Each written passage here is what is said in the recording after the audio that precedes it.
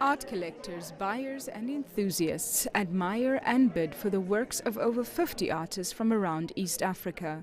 This was the second time a high-level auction of this kind was held in Nairobi. Last year's auction had bids of more than $215,000.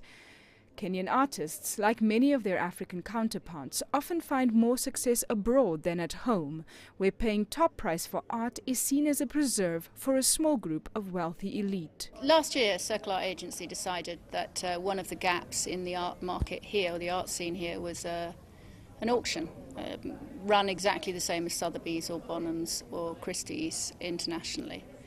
The aim of it really is to encourage a secondary market, and so the selection of art was a lot about finding rare historic works from some of the early masters post-independence, so works going back to the 60s, but also mixing it up with some contemporary work because of course some of our collectors are only interested in contemporary.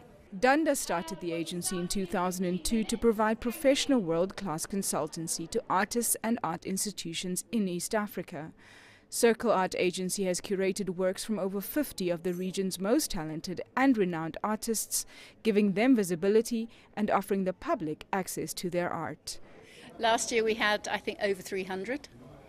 We already have 100 registered to bid. I'm quite sure that we'll have more. If we have the same number as last year, I'll be very happy. The artists are also reaping the benefits of growing appetite and deep pockets in the local art scene. Sane Wadu has been a painter since 1985. Back then, he sold a painting for 250 Kenya shillings. That's about $3.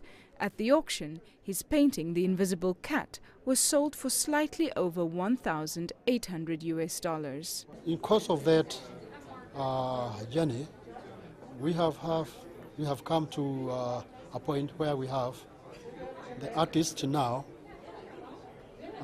feeling that like they are part of the industry, the visual art industry, and currently in my opinion, I tend to feel like we are doing all right. Sotheby's valued global African art sales for 2013 at $28 million, with the majority coming from major African art markets, South Africa and Nigeria.